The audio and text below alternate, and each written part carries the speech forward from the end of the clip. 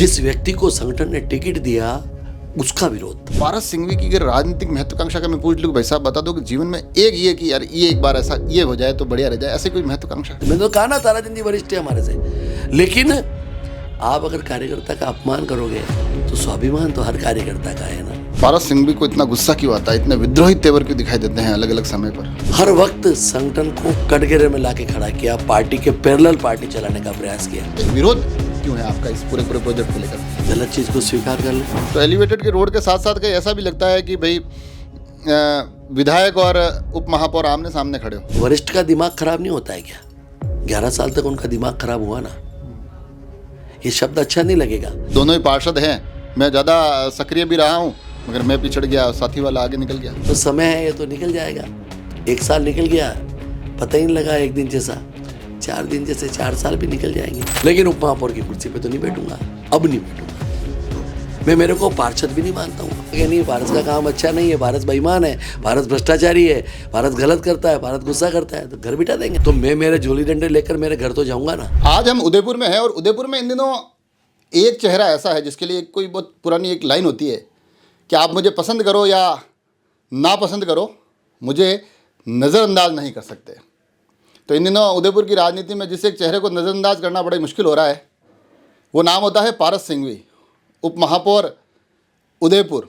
हालांकि अभी बीच में कुछ बातें ऐसी भी चली जो उस पद की तरफ भी कुछ इशारा करते दिखाई देती थी। तो आज हम इस पूरे के पूरे प्रकरण पर, उदयपुर के इस राजनीतिक घमासान पर पारस सिंघवी जी से बात करेंगे। सबसे पहले तो आपका राजसमंद एक्सप्रेस में स्वागत है।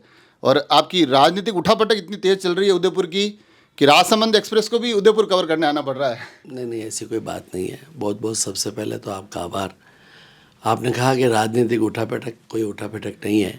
किसी विषय को लेकर कोई चर्चा में विषय आ गया और उस विषय को बहुत ज़्यादा आगे एक तरह से लंबा हो गया, इसकी वजह से। बाकी ऐसी कोई बात नहीं है। हम तो राजनीतिक पार्टी के कार्यकर्ता हैं, संगठन ने टिकट दिया, मौका दिया, उप महापौर के नाते काम करने का दायित्व दिया, तो उसका भी निर्वहन किया। पर मेरा तो, मैं सोच के आया था कि पहला सवाल यही पूछूंगा कि पारस सिंघवी को इतना गुस्सा क्यों आता है, इतने विद्रोही तेवर क्यों दिखाई देते हैं अलग अलग समय पर? नहीं, कहाँ गुस्सा आता है? क्या गुस्सा आया? गलत चीज़ को स्वीकार कर लें। ईमानदारी के साथ काम करने के पश्चात अगर कोई व्यक्ति किसी आदेश को या किसी निर्णय को थोपने का काम करेगा तो ये थोपने की राजनीति तो सहन नहीं करेगा ना भारतीय जनता पार्टी का कार्यकर्ता।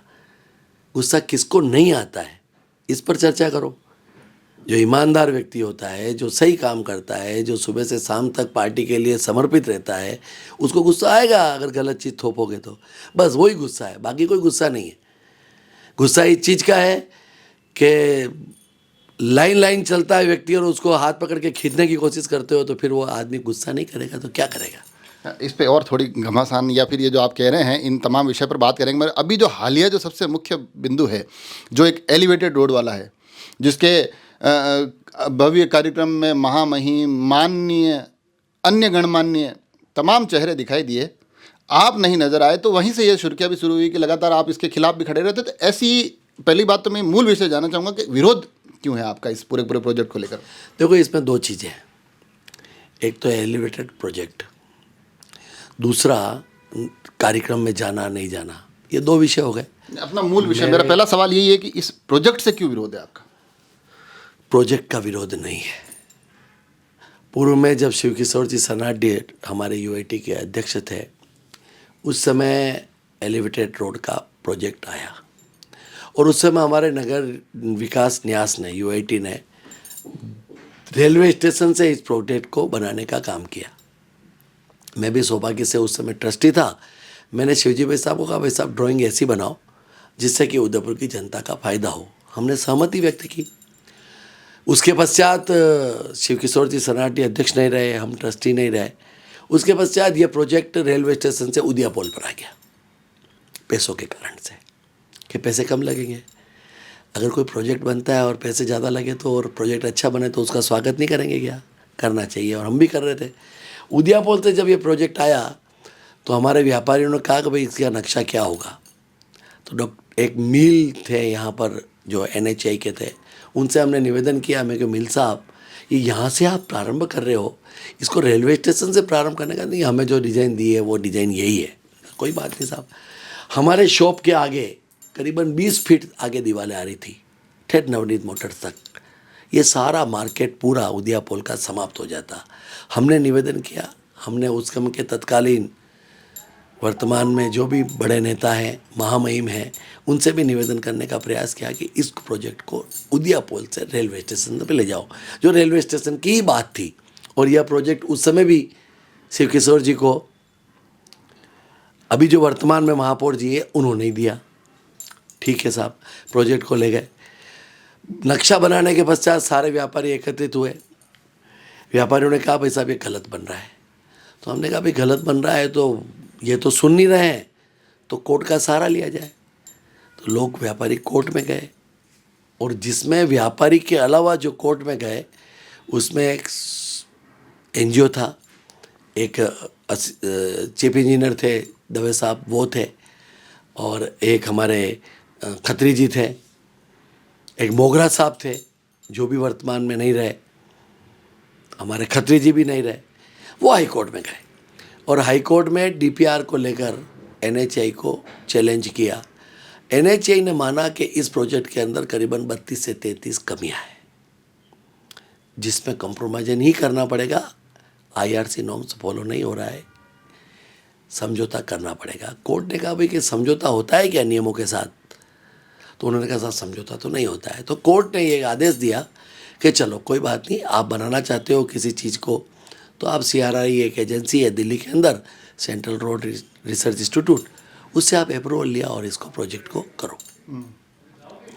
उन्होंने अगली पैसे के ऊपर सरेंडर होकर कहा कि भाई हम ये प्रोजेक्ट नहीं बना सकते हैं, इसलिए हम अपने आप को विड्रॉल करते हैं, क्योंकि ये राशि भी बहुत ज़्यादा है और हम इस प्रोजेक्ट को नहीं बना सकते। विषय समाप्त हो गया, बात खत्म हो गई। उसके पश्चात फिर वापस भारतीय जनता पार्टी की सरकार आई। सरकार आते ही विधानसभा में, पहले विधानसभा में पार्टी की सरकार आई, और सरकार में आते ही हमारे तत्कालीन विधायक जी ने इस विषय को विधानसभा में रखा कि भाई इस प्रोजेक्ट को पुनर्जीवित किया जाए।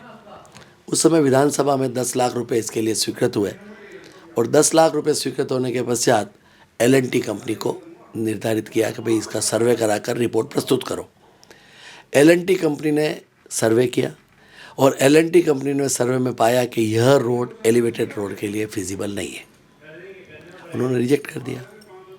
उसके पश्चात फिर चलता रहा, फिर UIT के पास गया।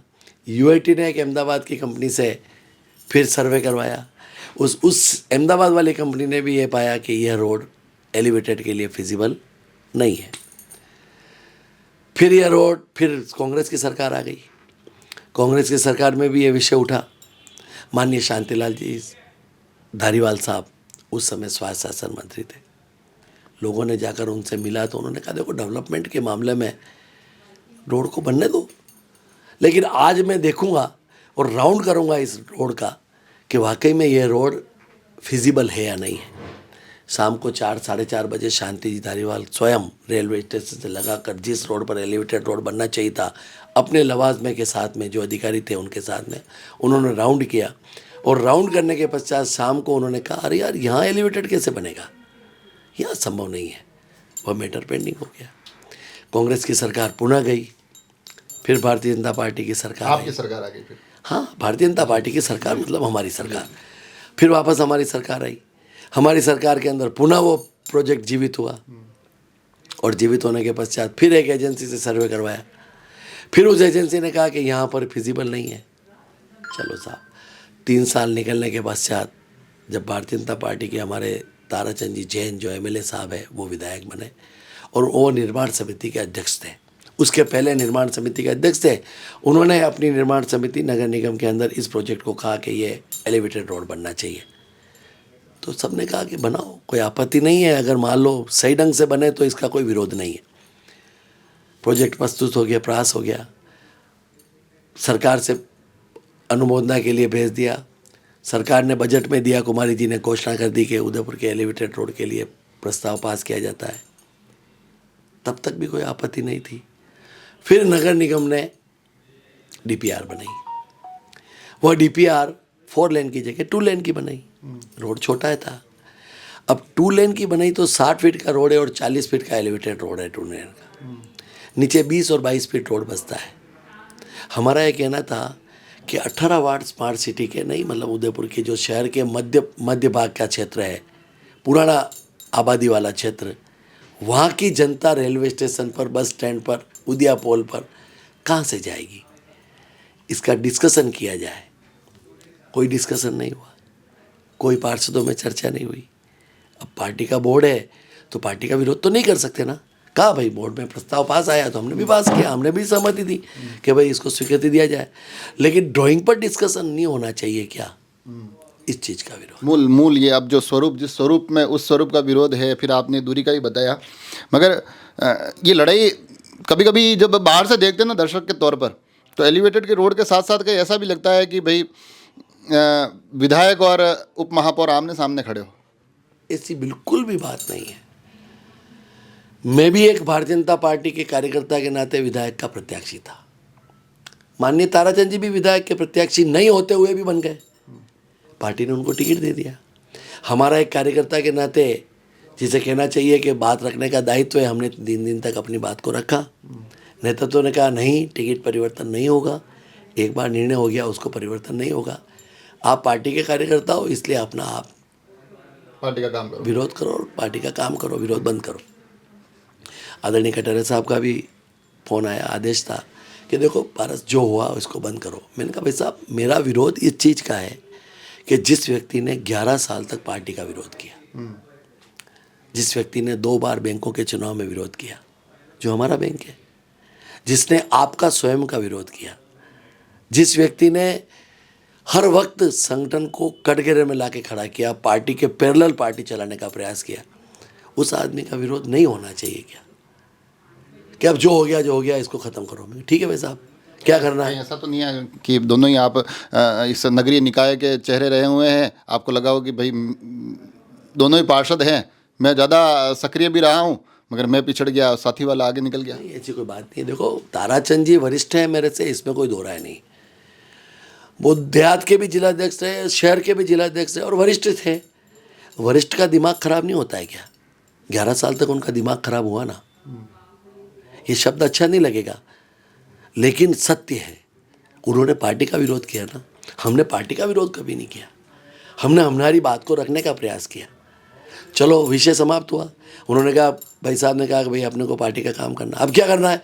मैं पार्टी का काम करना है। हमारे मूल संगठन के पदाधिकारियों ने कहा कि भाई जो हो गया इसको समाप्त करो। ठीक है, दूसरे दिन नॉमिनेशन था, हम नॉमिनेशन में चला गया, विरोध समाप्त हो गया। क्या लगता है लड़ाई अभी भी वही चल रही है? वो जो 3 दिन गुजरे थे उस दौर में विद्रोह और विरोध के, क्या लड़ाई वही है क्या मूल? मैं आपकी बात का 1 सेकंड और लगेगा। भाई जब चले गए उसके पहले चर्चा हुई, तो चर्चा में भी मैंने यही कहा, मैं कहा देखो आपको पार्टी ने टिकट दिया मतलब जीत आपकी पक्की है। आप उदयपुर के एमएलए बन गए हो। एमएलए बनने के पश्चात समानता रखना सभी कार्यकर्ताओं के साथ में। दूरियां रखोगे तो समय है ये तो निकल जाएगा। 1 साल निकल गया, पता ही नहीं लगा, 1 दिन जैसा 4 दिन जैसे 4 साल भी निकल जाएंगे। और उसके पश्चात आप में योग्यता होगी, पार्टी उचित समझेगी तो फिर आपको दोबारा मौका देगी, और पार्टी उचित नहीं समझेगी तो नया कार्यकर्ता पार्टी को ढूंढकर उसको चुनाव लड़ाएगी। ये तो एक सतत प्रक्रिया है। आप जैसे जिस मुखर अंदाज में उनके लिए कहते हैं, चाहे ये पार्टी के जो 11 साल गिनाते हैं, चाहे 3 दिन के आपके जो विरोध के स्वर सुनाई देते हैं, अभी एलिवेटेड रोड के नाम पर भी आप लगातार विधायक को घेरते दिखाई देते हैं, कभी उनकी तरफ से ऐसा तीखा हमला आप पर देखा नहीं गया? मैंने विरोध कब किया एलिवेटेड का? मैं तो अभी भी कह रहा हूँ एलिवेटेड रोड बनना चाहिए ना। एलिवेटेड रोड का नहीं कह रहा हूँ मैं, आपको विधायक जिस तरह से। अरे भाई मैंने विधायक जी का विरोध किया हो तो एक आधी क्लिप बता दो, मैंने विधायक जी का विरोध किया हो चुनाव के बाद, बताओ ना। नहीं, चुनाव पूरा घटनाक्रम बता रहे हैं आप, जो आपने अपनी जो बातें कही वो उन्होंने तो कभी उस समय 3 दिन की बात थी ना। 3 दिन के बाद ताराचंद जी का कभी विरोध किया क्या है? वो 3 दिन अभी वो ऐसा तो नहीं वो 3 दिन अधिक परेशानी दे रहे हो, कहीं उनके रह गया हो कि वो 3 दिन उनको अब उनके मन में क्या ये उनसे पूछो। मैंने ताराचंद जी का कभी विरोध चैनल के माध्यम से या समाचार पत्रों के माध्यम से किया नहीं। मैं तो अभी भी वर्तमान में आपके चैनल के माध्यम से भी यही कह रहा हूँ कि एमएलए बनने के पश्चात व्यक्ति का बड़ा मन होना चाहिए कि नहीं होना चाहिए, सब कार्यकर्ताओं को समान दृष्टि से देखना चाहिए कि नहीं देखना चाहिए। आपको ऐसा लगता है क्या समान दृष्टि से नहीं देख रहे? हाँ तो सही है ना बात, सही है ना बात, कहने में कोई आपत्ति नहीं है। समान दृष्टि अगर होती तो 5 साल तक या उसके पश्चात 1 साल में समान दृष्टि नहीं नजर आ रही है ना। आप अपमानित करने का काम मत करो ना। ऐसा लग रहा है कि पारस सिंघवी को दूसरी सरकार में तो फिर भी इतनी संघर्ष नहीं करने पड़े हैं, अपनी सरकार के 1 साल में ज़्यादा जद्दोजहद दिखाई दे रही है। नहीं, ऐसा कुछ भी नहीं है। सरकार है तो हमें तो खुशी है, हम बहुत रात दिन मेहनत करके सरकार को लाते हैं और भजन जी बहुत अच्छा काम कर रहे हैं। एक हमारे साथी कार्यकर्ता रहे युवा मोर्चा में, हमने साथ काम किया और आज वो मुख्यमंत्री, हमें गर्व की अनुभूति होती है। हम कटारिया साहब का भी विरोध नहीं कर रहे हैं, हम मैंने तो कहा ना ताराचंद जी वरिष्ठ है हमारे से, लेकिन आप अगर कार्यकर्ता का अपमान करोगे तो स्वाभिमान तो हर कार्यकर्ता का है ना। अब ये बात भी गुस्सा किसी को लगे तो लगे। अब थोड़ा सा एक आखिर में आते आते चुनाव की तरफ आ जाते हैं, क्योंकि नगरीय निकाय की जो एक सुगबुगाहट थोड़ी शुरू हो गई है कि हो सकता है बहुत जल्द उदयपुर में चुनाव होते दिखाई दे। उस बीच आपका एक खबरों में आपका नाम वायरल होता है कि भैया महापौर को बोल देना कि उप महापौर अब वो चले गए हैं यहाँ से, ऐसी कुछ बातें भी खबरों में सुर्खियों में सुनाई देती है। तो अब आप आज पारस सिंघवी किस एक दायित्व पर है, या क्या आज राजनीतिक रूप से खुद को कहाँ पाते हैं? देखो, पिछले 5 साल पहले 19 तारीख को हमने पार्षद की शपथ ली। आज 21 तारीख है, परसों 19 तारीख थी। 19 तारीख हमारे 5 साल पूरे हो गए। तो 5 साल के पश्चात क्या अब मैं उपमहापौर हूँ क्या? नैतिक दायित्व तो मेरा उपमहापौर के नाते नहीं है, मेरा व्यक्तिगत रूप से ऐसा सोचना है। सरकार का आदेश आ जाएगा कि नहीं आपको 2 महीने और काम करना है तो निश्चित रूप से 2 महीने और काम करेंगे, 1 महीना और काम करना है तो 1 महीना और काम करेंगे। लेकिन सरकार का आदेश नहीं आया, 5 साल पूरे हो गए तो मैं मेरे झोली डंडे लेकर मेरे घर तो जाऊंगा ना। तो इसमें कोई नाराज़गी जैसी बात है ही नहीं। जब महापौर जी से चर्चा हुई थी तब भी यही था कि भाई अपनी 18 तारीख को 19 तारीख को अपना कार्यकाल पूरा हो रहा है तो अपने को घर जाना ही है। तो मैंने मेरी गाड़ी लौटा दी। अब लोगों ने या पत्रकारों ने या समाचार पत्रों के माध्यम से अरे पारस सिंह भी नाराज कहाँ हो गए भाई? कल महापौर जी ने कहा, टाइमिंग बड़ी महत्वपूर्ण हो गई ना। कोई बात नहीं, महापौर जी ने कहा ये तो विषय ऐसा हो गया, एलिवेटेड के भूमि पूजन था, मैं नहीं गया और वो जुड़ गया। अब फिर क्या हुआ, महापौर जी ने कहा कि भारत जी तुमको आना है और भी 5-6 दिन बाकी है। मैंने कहा साहब मेरी दृष्टि से तो मैं उपमहापौर के नाते नहीं है, कार्यकर्ता के नाते और सामान्य पब्लिक के नाते चलो आपका आदेश है तो 2 मिनट में मैं उनके साथ चला गया नगर निगम कल, कोई दिक्कत नहीं है। लेकिन उपमहापौर की कुर्सी पे तो नहीं बैठूंगा, अब नहीं बैठूंगा। मैं मेरे को पार्षद भी नहीं मानता हूँ, अब नहीं मानता हूँ। खैर, पर अब जो आखिरी सवाल निकल कर आता है, नगर निकाय चुनाव आने वाले हैं, घोषणाएं हो गई है, अब उन चुनावों में आप अपनी भूमिका क्या देखते हैं? जो संगठन दायित्व देगा उसका निर्वहन करेंगे।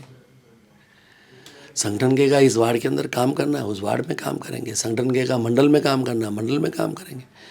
संगठन के का कि जिले में काम करना है, जिले में काम करेंगे। 5 वार्ड देंगे तो 5 वार्ड में काम करेंगे और संगठन उपयोग नहीं समझेगा हमारा धंधा करेंगे।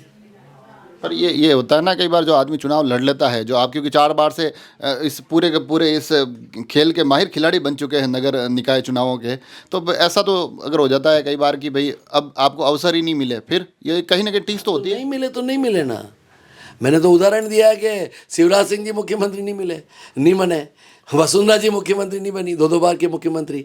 और ऐसे ही जो जिसने बहुत बढ़िया राजस्थान चलाया हो, संगठन ने सोचा नहीं आपका दायित्व कोई दूसरा होगा, नहीं देंगे। 4 बार का पार्षद रहा और संगठन उपयुक्त नहीं समझेगा तो नहीं देगा ना टिकट। पर ये होता है ना कई बार राजनीति में, एक तो होता है आप जो एक उदाहरण दे रहे हो कि एक तो संगठन ये सोचता है कि बहुत बढ़िया काम कर दिया चलिए आपको प्रमोट करते हैं, और एक होता है कि ये ज़्यादा ही बोलते हैं ये थोड़ा हर बार इनसे सामना करना ही पड़ता है, तो इनको थोड़ा राजनीति से थोड़ा साइड लाइन ही कर दो कि ऐसा तो नहीं होता है। हाँ तो कर दे ना, कोई दिक्कत नहीं है।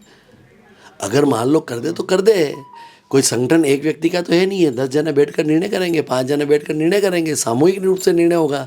और सामूहिक रूप से ये निर्णय हो जाएगा कि नहीं भारत का काम अच्छा नहीं है, भारत बेईमान है, भारत भ्रष्टाचारी है, भारत गलत करता है, भारत गुस्सा करता है, तो घर बिठा देंगे ना, घर बैठ जाएंगे ना। क्या है, समाज सेवा और बिगड़ राजनीति के भी होती है, ऐसा तो नहीं है ना। राजनीति के बिगड़ समाज की सेवा नहीं होती है क्या? ऐसा तो नहीं है, होती है। हमने एनजीओ चला रखा है, समाज की सेवा करेंगे। मतलब पिक्चर पूरी क्लियर है दिमाग में, मतलब हर एक परिस्थिति के हिसाब से प्लान बी है अपने पास। बहुत 100% क्लियर है। गुलामी नहीं करेंगे, गरज नहीं करेंगे, गिड़गिड़ाएंगे नहीं, क्योंकि चोर नहीं है। ईमानदारी के साथ काम करते हैं। चाय नगर निगम की कभी नहीं पी 20 सालों में, और 3 साल यूआईटी का ट्रस्टी रहा, मतलब 23 साल से सार्वजनिक जीवन में पद पे रहा हूँ, ट्रस्टी प्लस पार्षद, और 4 बार समिति का अध्यक्ष पार्टी ने बनाया है। कटेरा जी ने कुछ समझा होगा भाई साहब ने कि भाई इसको टिकट दो। अब ठीक है, हर इंसान में सब अगर गुण हो जाए तो भगवान बन जाए। पार्षद के लिए योग्य समझा आपको, विधायक के लिए नहीं समझा? हाँ तो ठीक है ना, कोई दिक्कत नहीं है। मैच्योरिटी में कमी है हमारे में, शायद अभी तक बचकाना है। चलिए, अब आप सारी बातें हो पार्टी गई, ने सोचा होगा। एक सवाल मैं बड़े स्पष्ट तौर पर पूछ लेता हूं कि आपने सारी बातें बता दी, सामाजिक जीवन में भी कर लेंगे, संगठन के सच्चे सिपाही के रूप में भी कर लेंगे, मगर अब पूरा प्योर व्यक्तिगत सवाल कि पारस सिंघवी की अगर राजनीतिक महत्वाकांक्षा का मैं पूछ लूँ, भाई साहब बता दो कि जीवन में एक ये कि यार ये एक बार ऐसा ये हो जाए तो बढ़िया रह जाए, ऐसी कोई महत्वाकांक्षा? 1% महत्वाकांक्षा नहीं। मैं आपको को महत्वाकांक्षा सिर्फ पार्षद की ही थी जीवन में, जब टिकट मिल गया। नहीं, राजनीति में काम करते तो महत्वाकांक्षा रहती है, ऐसा नहीं है, मैं मना नहीं कर रहा हूँ महत्वाकांक्षा नहीं रहती है, लेकिन जिस व्यक्ति को संगठन ने टिकट दिया उसका विरोध था। मैंने उस समय भी कहा कि आप किसी दूसरे व्यक्ति को आप किसी को भी दे देते, भाई रजनी जी को दे देते, जिलाध्यक्ष जी, प्रमोद जी को दे देते, किसी को भी दे देते, जो संगठन का दायित्ववान कार्यकर्ता रविंद्र जी सिमाले को दे देते, जो दौर में थे। हमारा विरोध नहीं था। विरोध इसलिए था कि उस व्यक्ति ने पार्टी को डैमेज करने का काम किया, और जो पार्टी को डैमेज करने का काम करेगा उसके साथ तो नगर निकाय चुनाव में ऐसा ना हो कि खींचतान कांग्रेस इस बार बाजी मार ले। नहीं, किसी भी कीमत में नहीं। क्यों आएगी कांग्रेस? भारतीय जनता पार्टी का गढ़ है उदयपुर, 7वां बोर्ड बनेगा, बहुमत के आधार पे बनेगा और बहुत अच्छी तरह से बनेगा, लेकिन सबको साथ लेके चलना पड़ेगा।